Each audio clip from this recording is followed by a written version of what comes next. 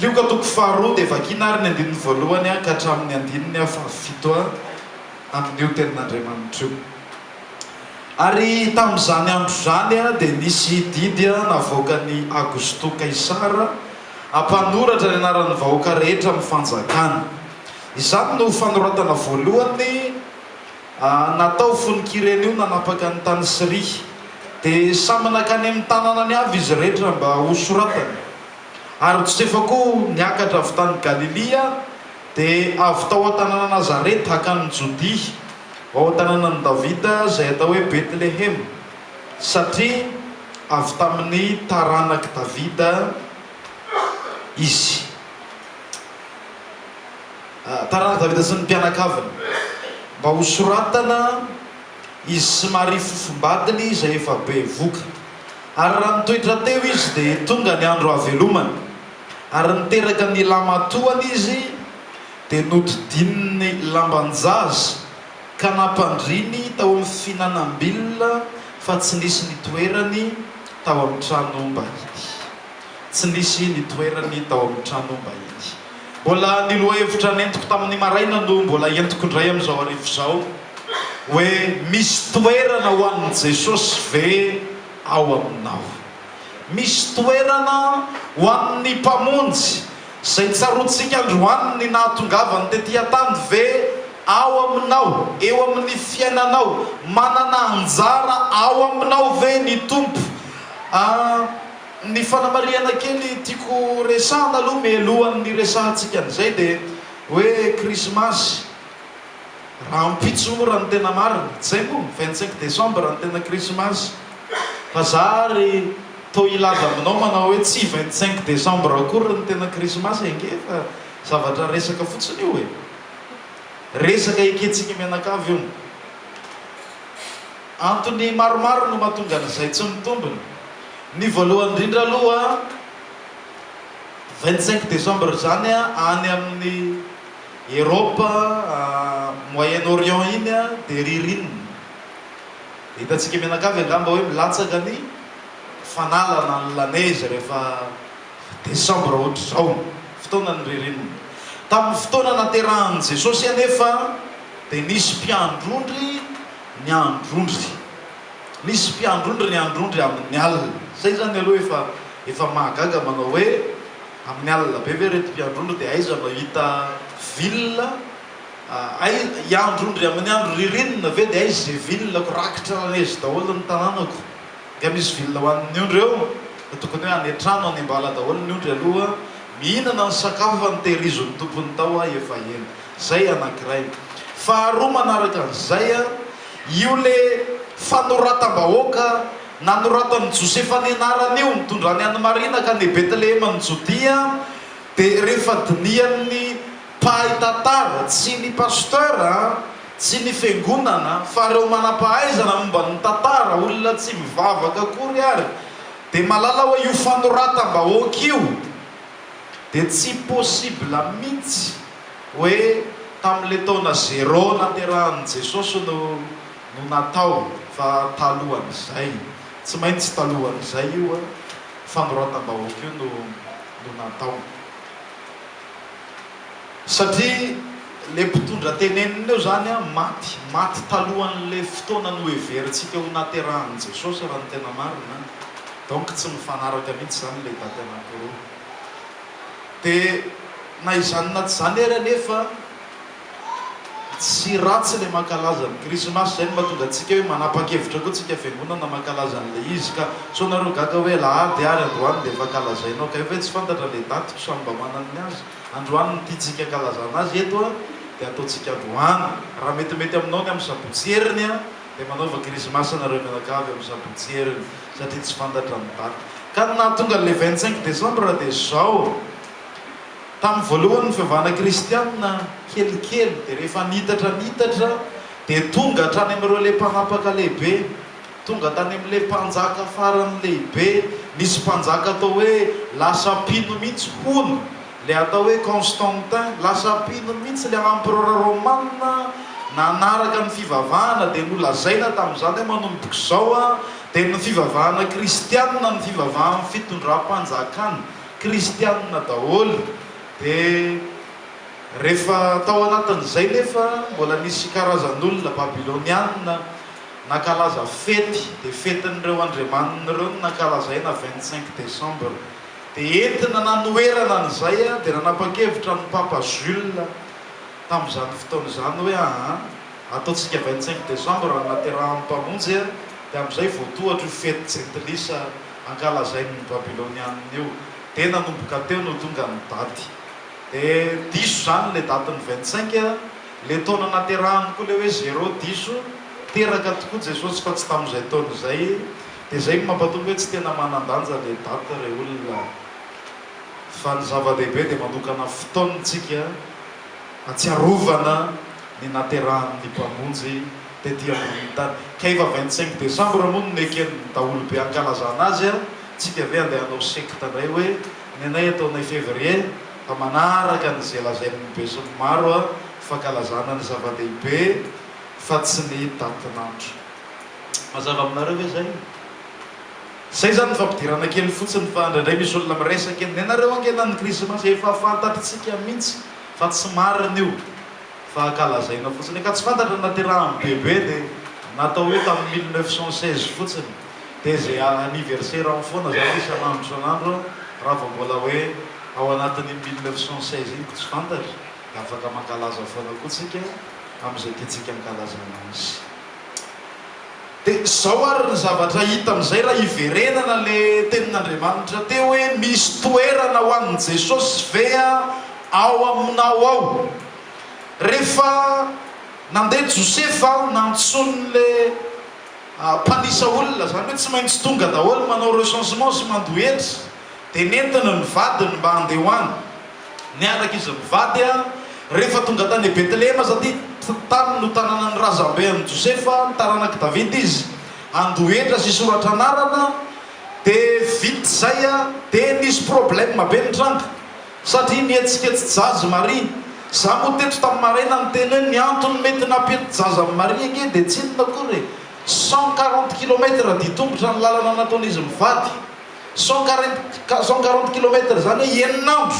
Zay ny voyage nataony miaraka amin'ny bevoka be a, andeha mandritra ny herinandro zany mandeha ho any amin'ny toeran'io a, niala tao amin'ny trano zay nisy azy. Dia reraka Maria, valaky Maria nipiritsaka hatramin'ny zazakely. Zay nge raha mifahalalako an'ilay zavatra amin'ny trange. Rehefa tonga tany izy hoe noho ny arerahana sy ny sisa, dia io ary fa tonga ny andro havelomana. DPA ny roso, tsy arak'ilay nieritreretina, tsisy lambanjaza, tsisy ninona, tsy manana akory. Dia lasa amin'izay nandeha nitady vahaolana tety sy teroa manao hoe aiza re raha olona mba misy trano a, tsy mba misy olona afaka mandray avy. Azafady tompoko izy Josefa manao hoe azafady indrindra nge Ramse, ahoana ianao? Dia mivadika efa manaintena mafy fa ho teraka izy zao mba hameo trano re. Tena miala tsiny fa tsy misy trano. Zay menaka avokoa ambony fandriana anankiray no matory fa tena miala tsiny. Andana makatsy amin'le voisine nandondona dia zao indray nolazay, azafady indrindra nge madama, sao dia mba misy trano atao aminareo azafady. Ny vadiko mantsy efa ho teraka, tena tsy napozina iny izy fa reraka loatra angamba izy. Dia io mety zaza teraka io mba vonjeo re. Tena miala tsiny, tsy misy trano mbahiny Ramse a, tsy misy hôtely a, andana makany amin'ny trano mbahiny fa mety misy toeranao. Rehefa tonga tao amin'ny trano mbahiny hipoka koa ny olona kosa mitonga isoratra anaranao za ohatrana izy mivady daholo a, feno olona ny trano, tsisy tsony na ny tena lafo indrindra ary. Josefa mety nieritreritra hoe le tahiry kely efa nentiko aty, tsy maninona fa na lafo be ary tsy maintsy ahitako chambre ianao neny a. Tonga tao amin'ny trano mbahiny anefa taitra be Josefa hoe feno olona, nangasy azy fotsiny, tsy hita zay natao. Ary tsy haiko na ny tompon'io trano mbahiny io na olo-kafa no mba hoe zao ary rehefa tsisy dia tsy misy tranonomby malotoloto zay. Dia ndana aloha or mipetraka dia ao atao veo zay anina, misy papivelona tsy dia ndana tsovy ny papivelona, dia ndana ao amin'ilay tranonomby ao. Tsisy nanome toerana ho azy a tao anatin'ny fahaterahana. Zany ange Jesosy vao tonga fotsiny izy tetỳ an-tany a, dia tsisy toerana ho azy tetỳ.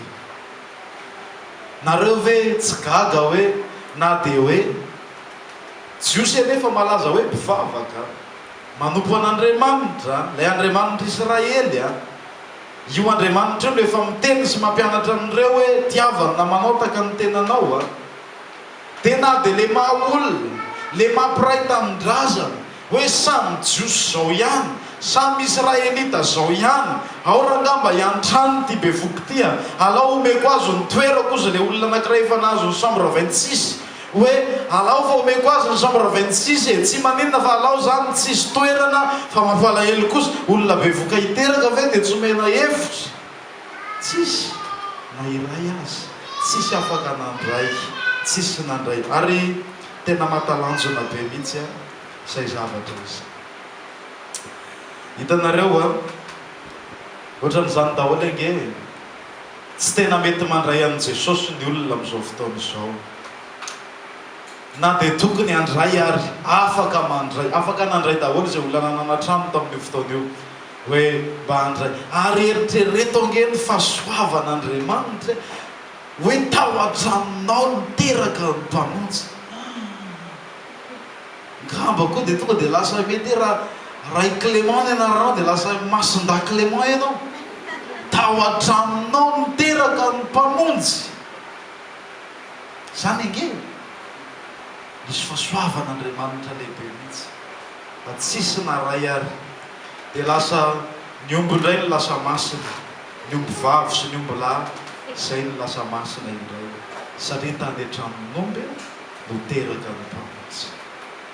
Betsaka ny olona tsy tena mety mandray an' Jesosy, manana antony daholo sasany manao hoe ka mbola tsy fotoana zao, mbola tsy tena zao kosa mety ao ariana kely alao aminy za eny marina aloha zany tena ekeko zany tena maro ny olona no tsy manaiky anome toerana ho an' Jesosy noho ny antony be dia be, fariavana zay manatiketo fahasoavana lehibe ho anao, zany hoe afaka manome toerana ho an' Jesosy zany.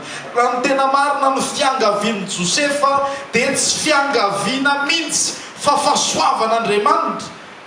Josefa no miangavy fa le zavatra hitranga ao amin'le trano zay mandray tena fahagagana lehibe, fahasoavan'Andriamanitra tsy takatry ny sainy, ohatr'izany ange le izy rehefa manome toerana ho an' Jesosy ianao, fahasoavan'Andriamanitra lehibe ny zany anao, fahasoavan'Andriamanitra lehibe zany ho anao. Indraindray misy zavatra efa tenenin'ny tompo amintsika hoe zao no tokony atao, tokony omena toerana ny tenin'Andriamanitra amin'ny fiainanao, fa ohatran'ny manana antony be dia be, ohatran'ireo olona reo koa tsika mbola tsy zany aloha ekeko aloha fa tena marina izay fa mbola tsy fotoana mbola tsy androany, ohatr'izany eny ange nataon'ireo olona reo. Zay kosa tena reraka, zay kosa mbola tena zany raha misy ianao ary enin'andro nandeha tongotra fa za nge ka tafabolana miala tany aminay zao vao tonga alaloha mba hitsotra raha misy fa olo-kafa resahana zafady samy nanana ny antony daholo, tsy andraisana amin' Jesosy. Sahirana ny olona tsisy afaka nandray ny fahaterahan'ny mpamonjy, fa ny tena mahatalanjona be indrindra dia zao, raha jerentsika no maha izy azy amin' Jesosy dia izy le hoe tsy nisy toerana hitoerany akory tao an-tranom-bahiny dia zavatra tsy takatry ny sainy, mahatalanjona. Jereo ange ao amin'ny Filipianina toko faharoa ao dia zao nolazay ny Filipianina toko faharoa ny andinin'ny fahadimy ka hatramin'ny andinin'ny fahavalo, dia zao ary no ampianariny atsika. Filipianina toko faharoa andinin'ny fahadimy ka hatramin'ny andinin'ny fahavalo dia zao no voasoratra: ary ao ka ao aminareo zao saina izao zay tao amin'ny Kristy Jesosy koa, izay na dia nanana ny endrik'Andriamanitra azy dia tsy natao no zavatra hofikiriny mafy ny fitoviny amin'Andriamanitra, fa nofoanany ny tenany tamin'akan'ny endriky ny mpanompo sy ny natongava no manam-pitoviana amin'ny olona. Ary rehefa hita fa nanatare olona izy dia nanetry tena ka nanaikatra amin'ny fahafatesana, dia ilay fahafatesana tamin'ny azo fijaliana. Raha ny maha izy azy amin' Jesosy dia mahatsikaiky hoe tsisy toerana akory mba nandraisana azy. Jesosy ange ambaran'ny tenin'Andriamanitra hoe hatry ny fony fahagolana efa nivoahany dia hatrizay tsy vao hoe tao a Betlehema akory izy vao nisy, fa talohany tao Betlehema dia efa izy hatrizay izy ka ho mandrakizay, izy ilay tenin'Andriamanitra. Zao ny filazan'ny Jaona apôstôly manoratra hoe tamin'ny voalohany ny teny ary ny teny dia tao amin'Andriamanitra ary ny teny dia Andriamanitra. Izy dia tao amin'Andriamanitra amin'ny voalohany ary izy no nahariana n'izao rehetra zao. Raha tsy Jesosy tenin'Andriamanitra tsy ary zao rehetra zao. Tsy nisy ny tany, tsy nisy ny lanitra, tsy nisy ny ranomasina, tsy nisy ny zavaboary hitantsika ary tsy nisy zasy ianao raha tsy no Jesosy. Izy no mpahary antsika. Raha ny tena marina dia izy nahary ny toerana rehetra. Rehefa tsisy toerana kely akory 2-3 mètres carrés nandraisana azy tamin'ny fotoana natongavana. Matsikaiky izany. Satria nahoana tsy nataony ho zavatra ho fikirina mafy ny fitoviny tamin'Andriamanitra. Rehefa mitenitsika hoe Jesosy dia zanak'Andriamanitra, ny tiantsika tenenina amin'izany dia hoe Jesosy dia Andriamanitra tonga olona. Fa matsikaiky anefa ry havana. Nanetry tena Jesosy nofohanany ny tenany tamin'izy nanam-pitoviana tamintsika, navelany ny vonina isan'andro. Jesosy dia mandray ny vavaky ny anjely foana. Talohany natongavany dia izy efa nihaino ny vavaka an'ireo olona le tsy nanome toerana azy ireo. Izy ange ny mpihaino ny vavaka ireo izy ny mpamala ny vavaka izay nataon'ireo, izy no nivavahan'ireo talohan'izao natongavany izao. Andriamanitra hatrizay hatrizay izy. Fa tsy nataony zavatra ho fikiriny izany, fa nanaiko tonga olona izy, nanaiko tonga zaza kely izay hitantsika hoe io fa mandry ao anatin'ny fihinanam-bilona. Io fa mipetraka miaraka amin'ny omby. Io fa nateraka vehivavy mahanitra anankiray, tovovavy kely anankiray izay antsoina hoe Maria. Io fa nosanahany ilay lehilahy anankiray atao hoe Josefa. Io ilay zanak'Andriamanitra. Matalanjona izany. Izany ny tena fahagagana lehibe indrindra ry havana, hoe Andriamanitra nanaiko tonga olombelona mba hamonjy atsika. Lay nanan-karena sy mpanefoefo tonga nahanta sy sahira. Tsy haiko raha efa nare tantara ianareo, fa misy olona ho ny faran'izay manan-karena manapa-kevitra hoe lasa izy dia ameny daholo ny fananany dia lasa tonga mahanitra. Zavatra mahagaga be zany raha misy mahatalanjona be zany. Fa ny Jesosy tena zany mihitsy hoe Andriamanitra izy be voninahitra izy azo ny fahefana, azo ny zavatra rehetra. Ny anjely manaiky azy, tsy nisy toerana afaka nitoerany akory tao an-trano mbaniny. Zany ange ny fitiavan'Andriamanitra antsika. Novidiana lafo ange ny famonjeny, tsy maivana fa tena lafo ny vidiny. Tonga olona ary hatramin'izao fotoana itenenana aminao zao dia mbola olona ihany izy, sady Andriamanitra no olona afaka mifona ho antsika pino, afaka mitondra antsika isan'andro ao anatrehan'Andriamanitra. Izy no tompontsika hatramin'izao fotoana izao. Ao anatin'ny falementsika dia mivavaka sy mifona ho antsika isan'andro Jesosy. Isan'andro, isan'andro miangavy an'Andriamanitra ampahery anao mba hatonga anao afaka eo aminy indray andro. Na izany ary dia nisy olona vitsivitsy no manin'Andriamanitra. Dia tsy izy akory fa ny mpiandrondry ny magy. Azavaiko kely koa ilay momba ny magy, fa indraindray diso ilay tantara hitantsika hoe nisy mpiandrondry dia nisy magy tonga teo.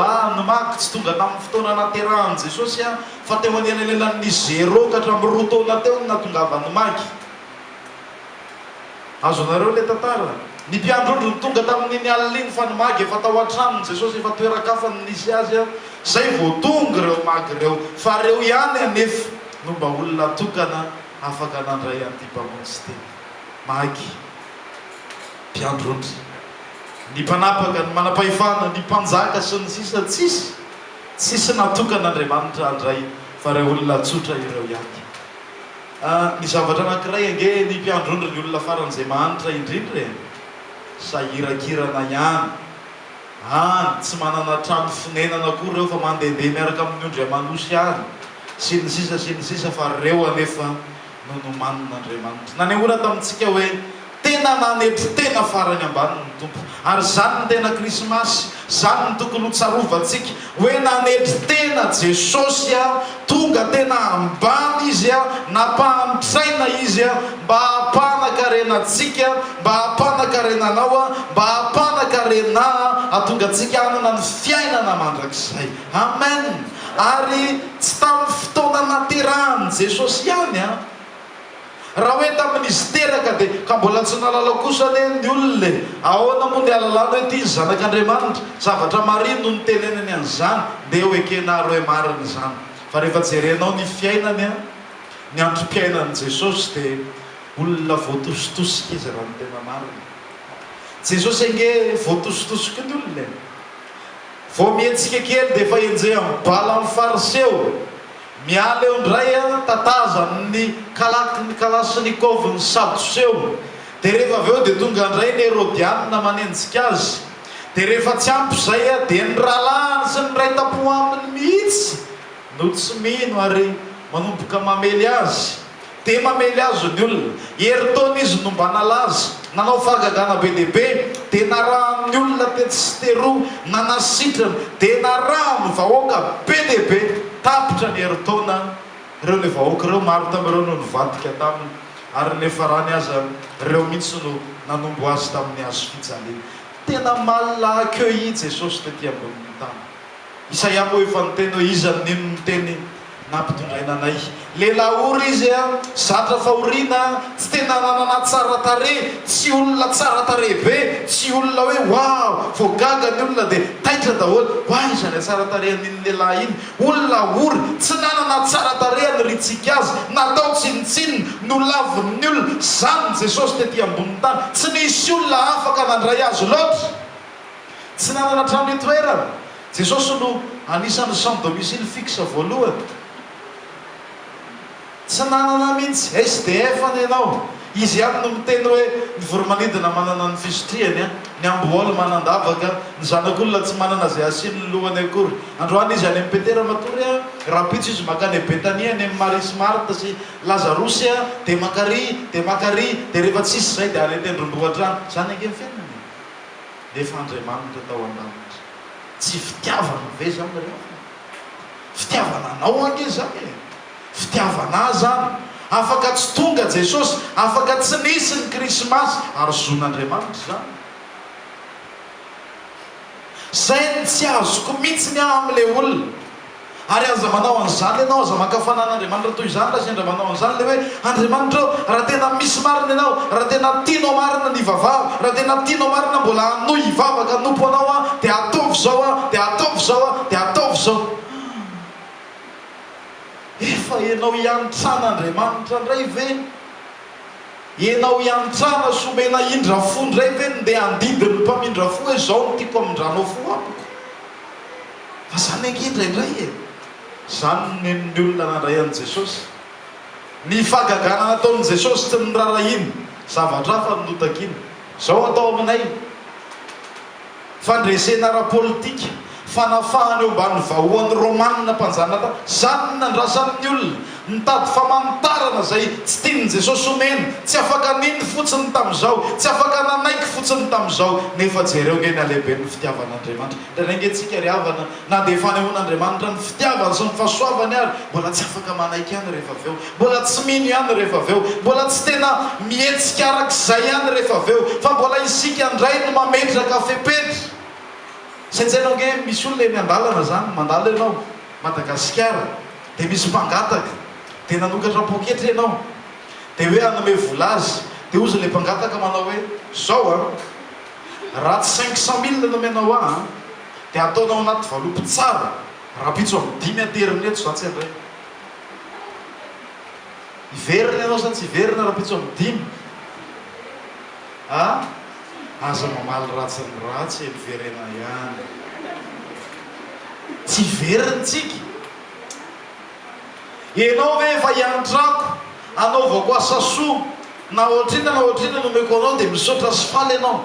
Ohatra zany angetsika hiantran'Andriamanitra nandefasa ny mpamonjy. Fa mbola asitsika fepetra nisitra lavabe hoe raha tianao tena hanompo anao dia zao ataoko, fa ao ty olako ty. Ry havana tsy afaka miteny ianao na kely azy, fa misaotra fotsiny, misaotra ny amin'ny famonjena, misaotra ny amin'ny fitondranao, misaotra ny amin'ny lalanao, misaotra ny amin'ny fitiavanao. Efa zava-dehibe zany, efa tsy mendrika n'izany nanendry teny ianao, be fitiavana ianao, tonga ianao. Halleluja. tsy nalalanyzany ny olona. Raha ny tena marina ny toerana mba nomen'ny olona azy dia toerana ratsy be mihitsy. Ina ny toerana nomen'ny olona an' Jesosy? Nisy nandray ihany izy zany, fa tsy noraisina tany an-trano tsy tany amin'ny hôtely fa noraisina teo ambonin'ny hazo fijaliana. Eo ny toerana mety aminy. Ndao fa ary misy toerana tena tsara hoy ny vahoaka, hoy ny mpanapaka hoe andao angataka any amin'ny platotsika, fa misy toerana tena mety aminy ary dia no miantony eo ambonin'ny hazo fijaliana. Zany ange krismasy tonga Jesosy nanetry tena, tonga olombelona Andriamanitra, niondrika farany ambany Andriamanitra, niafy niaraka tamintsika olombelona, niaritra ny adalantsika olombelona, tena naika hatramin'ny fahafatesana tambonin'ny hazo fijaliana mba ho famonjena azy. Ny krismasy tsisy an' Jesosy dia tsy krismasy fa zavatra hafa, fa ny tena krismasy dia zany ny zavatra finosana. Ary zany no tsaroantsika androany, ho fisaorana n'Andriamanitra, ho fisaorana ny Tompo hoe tena tsara loatra Andriamanitra, tsara loatra ny Tompo. Amen.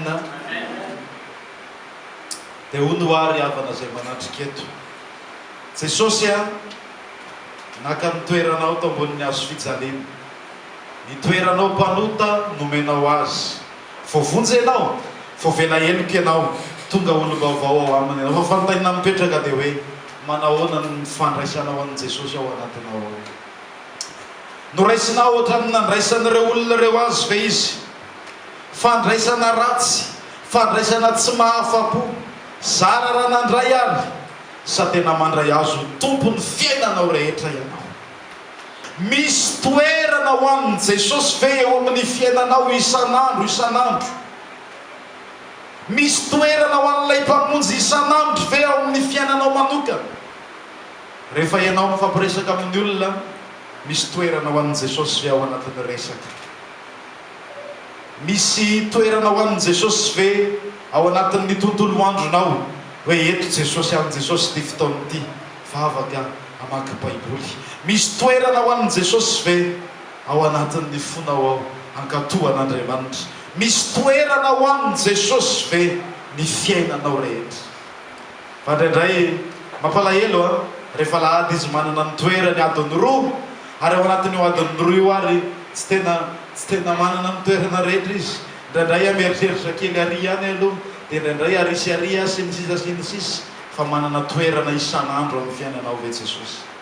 Zany ange ny ilainy aka ny toerana mahatompo, aka ny toerana mahandriamanitra eo amin'ny fiainantsika tsirairay avy.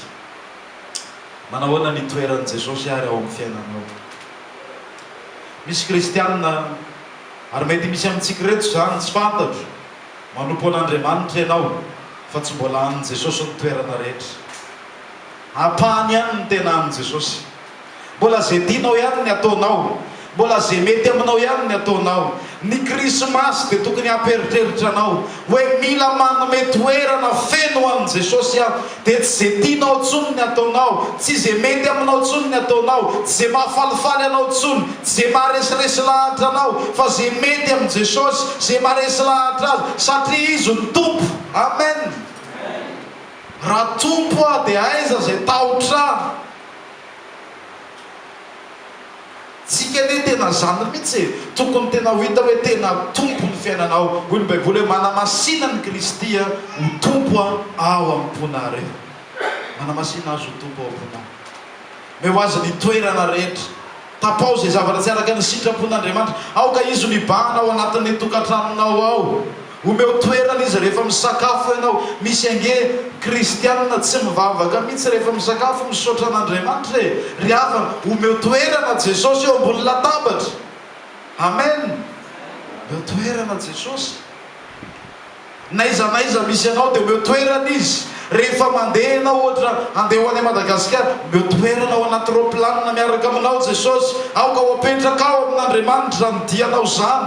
Halleluja. Zay toerana misy anao, omeo toerana izy. Aoka izy anjaka fa izy no Tompo. Halleluja. Zany no afatra teny Tompo ampitaina androany hoe krismasy manome toerana ho an'i Jesosy. Tena manome toerana. Zao tontolo zao manao fety. Ibomba daholo ny olona rariva. Ao no andry atatatra. Ankalaza ny krismasy izy amin'io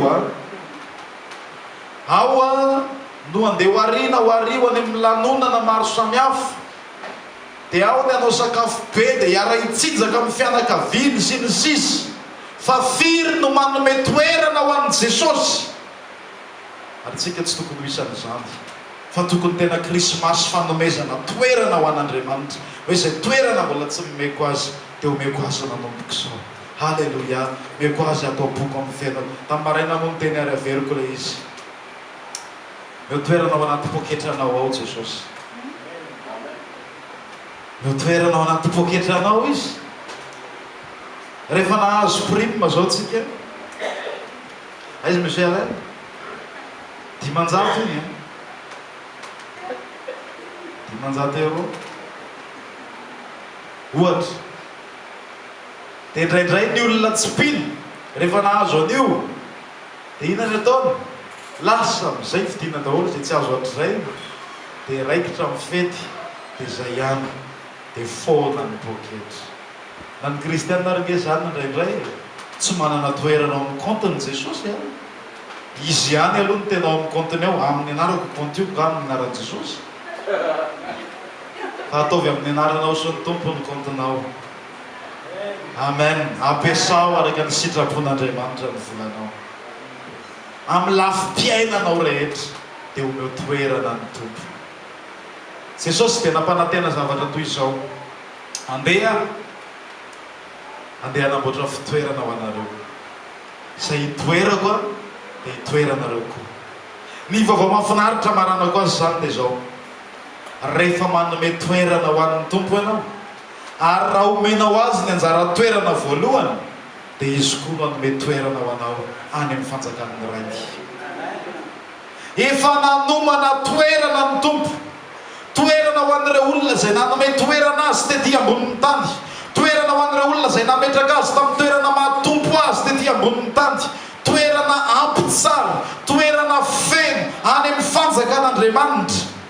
Dia izany no miandry anao, izany fitoerana namboarin'i Jesosy izany. Raha manome toerana ho azy ianao eto an-tany, raha izy ny lohalaharana eto dia omeny toerana koa ianao any an-danitra. Ho lohalaharana koa ianao any amin'ny fanjakan'Andriamanitra amin'ny fotoana iverenana eny amin'ny rahoalinany. Ary betsaka ny olona mety ho diso fanantenana mivavaka ihany, saingy tsy ho tafiditra any an-danitra satria nahalala an'i Jesosy fotsiny, nahafantatra fotsiny hoe izy ny mpamonjy an'izao tontolo izao, izy ny zanak'Andriamanitra. Fa tsy nanome toerana, tsy nomeny azy ny toerana rehetra. Tsy nomeny azy ny toerana rehetra dia ho diso fanantenana. Fa rehefa omenao toerana ny tompo dia hanomana toerana tsara lavitra ho anao izy any amin'ny fanjakan'Andriamanitra. Ary izay ngeny zavatra tsy azon'ny olona. Na reo rehetra dia mivavaka foana, latsinainy tarantalam-bolaka misy tsisy fataperana mihitsy. Tsy rahalahy moa ny resaka dia hoe lasa dala ny fivavahana mihitsy. Ka tsy tena lasa dala ny tena marina. Fa inona tsony moa Kristiny velona atao anatiko. Omeko azy ny toerana rehetra. Rehefa manam-potoana dia omeko azy foana ny fotoanako. Eny na dia any am-piasana ary dia mbola manome toerana ho azy ihany. Mbola manaja azy. Mbola mankasitraka hatraminy anarany amin'ny fiainako rehetra. Izany no ilaina. Dia hoany amin'ilay toerana efa nomaniny ianao. Izay ry havana ny krismasy raha fitinina, tonga Jesosy mato antsika izy naka mitoerantsika. Mitady antsika izy mba haka-toerana amin'ny fiainantsika. Toeran'ny tompo, toeran'ny mpanapaka, toeran'ny manam-pahefana. Rehefa izay dia efa manomana fitoerana tsara ho antsika izy any amin'ny fanjakan'Andriamanitra. Da hivavaka arintsika ho hisaotra an'Andriamanitra ny amin'izay tenin'Andriamanitra izay. Samy mivavaka amin'ny fonina amin'ny tompo.